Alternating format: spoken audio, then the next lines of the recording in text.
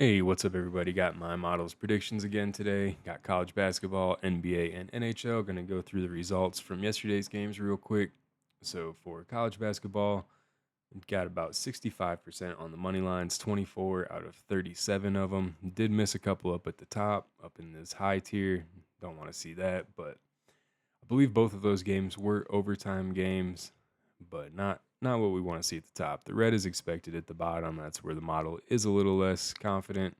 Um, but overall, can't complain about 65%. Just do wish it would have been a little bit better.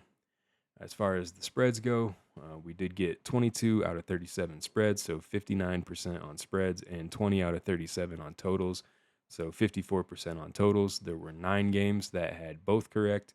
There were 3 games that missed both, and there were 25 games that had one correct and one wrong. So again, up at the top, more red than we want to see. These are the highest scores. These scores are the composite scores that try to put together what the best picks will be from the lines. So not super great up there, but if you do look at it by individual games, got both of those right, both of those right, both of those right. So we had individual games that the model was reading correctly. We had other ones where it did not read correctly, and then quite a few that just one didn't hit. A lot of these totals that missed were pretty close. Obviously, some were farther off, but there was a lot that were within 2-3 points that went the wrong way yesterday. So hopefully, we'll get back on the right side of those ones today. But we'll get back to it. We'll go to the NBA. We did have 4 of 6 correct on the NBA. If you do go over to the day 7, these are the most recent predictions. It was 5 of 6. It missed the lowest confidence one, which did flip. So on the model pick, that one was correct. On day 7, that was the only one that was incorrect. Was that Portland Memphis game? Back on, my bad. Let me get that out of there. Back on the NHL, we had 4 out of 5. Detroit was up big that entire game. They were up multiple goals and then ended up losing in overtime. I'm not sure what exactly happened in the third period, but they collapsed and Vegas came back. The only other one that missed on the day 7, Detroit did miss there too.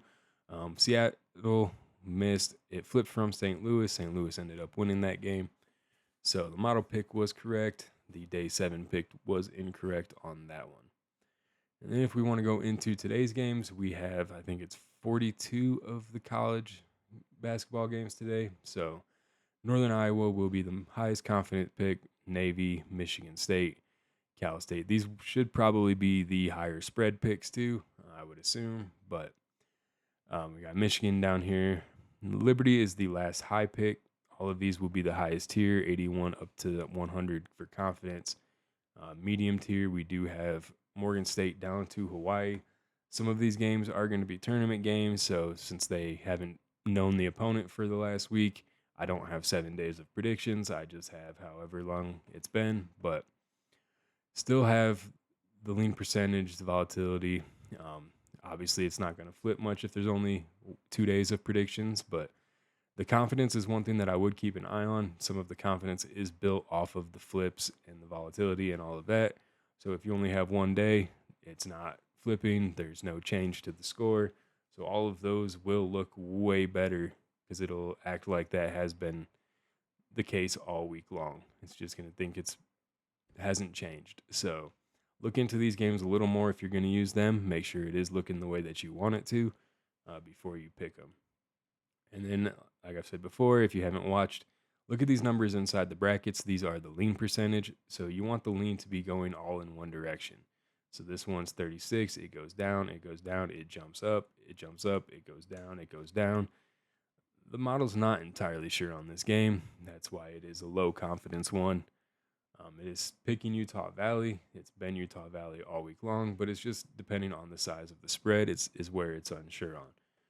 So that's what you're going to want to kind of look at. On the bottom one, this is the lowest confidence. It's because it has been flipping. Memphis went to South Florida for a few days, back to Memphis. Today, it is back on South Florida. Today, this day 7 does get the line information. They don't have the lines out until last night. So none of these predictions will have the line. These will. That's why these jumps do affect it a little bit more sometimes. I would assume South Florida is probably favored. When I was looking at things, they looked much better than Memphis to me. So I don't know why the model is picking Memphis on some of these. There's some hidden data, offensive rebounds, turnovers, things like that. Maybe that it's seen that it's giving Memphis a little bit more of a chance than what it looks like to the naked eye, or just how they've been performing, really. So keep those things in mind. If you have any questions about what these are saying, or what the game looks like, you can leave a comment. I'll try to help you out any way I can. I'm not like an expert on college basketball, but I've been running these models all season, so I have been following pretty well. NBA, there are, let's see, 9 games today. Looks like this bottom two have flipped. The rest of them do look like they've been the same. So this one started on San Antonio. It has been Detroit the last couple days. This one started on Toronto. It's been Minnesota the last couple days. So the model's pretty confident on these top ones. These two, it's thinking it could go either way, which makes sense to me. Both teams here are really good. Minnesota sometimes struggles when they really shouldn't. I would think Minnesota should win that game, but there's been plenty of games this season where I've thought that, and they have underperformed severely. So, got NHL games too. We have 8 games today. So, on this one, it does look like the bottom flipped from Tampa to Winnipeg. And this one has flipped a couple times. It's been Toronto. Did go to the Rangers for one day yesterday, back to Toronto. The rest of them look like they've been pretty consistent. I guess Calgary did flip to Ottawa, but the model's pretty confident on that one because it still ranked it medium tier and put it above this one that didn't flip all week. So, and then just go through these spreads real quick. Got today's top picks. So today's top pick is going to be the over in the Cal Poly and the UC Irvine game. And then just go down, and as you can see, this is the score. This is what you're looking at for the model's confidence and just the ranking. It's not really anything more than just ranking different values that can be used to predict games. Using the support drivers, it uses a win-loss verdict based off of the support drivers to see if those are driving their wins or if it's just happening during the games. But if you want to look at these games by the teams, order them here, so then you'll have, excuse me, the top one will still be the highest score for the game, but you'll have both picks now. So you got both picks for Abilene, both picks for Cal Poly, Cal State Northridge, all of that going down. So you'll have your spread, your total for each one. Let me scroll down a little bit and get these bottom ones.